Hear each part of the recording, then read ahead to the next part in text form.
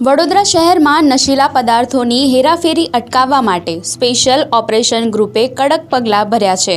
વડોદરા શહેરમાં અવારનવાર ડ્રગ્સના ગુના આચરતા બે રીઢા આરોપીઓ વિરુદ્ધ સ્પેશિયલ ઓપરેશન ગ્રુપ એસઓજી દ્વારા કડક કાર્યવાહી કરવામાં આવી છે। જે આરોપીઓ એનડીપીએસ એક્ટ હેઠળ પકડાયા બાદ જામીન પર છૂટીને પણ ગેરકાયદેસર પ્રવૃત્તિઓ ચાલુ રાખે છે તેવા આરોપીઓને વધુમાં વધુ 2 વર્ષ સુધી જેલમાં રાખવાની જોગવાઈ છે।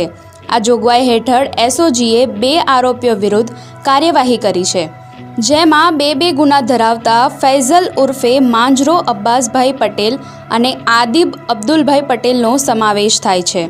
એનડીપીએસ સેલ ગુજરાત રાજ્ય ગાંધીનગરના આદેશ બાદ ફૈઝલ પટેલને 2 સપ્ટેમ્બરના રોજ અટકાયત કરી પોરબંદરની ખાસ જેલમાં મોકલાયો છે, જ્યારે આદિબ પટેલને 8 સપ્ટેમ્બરના રોજ અટકાયત કરી ભુજની ખાસ જેલમાં મોકલવામાં આવ્યો છે।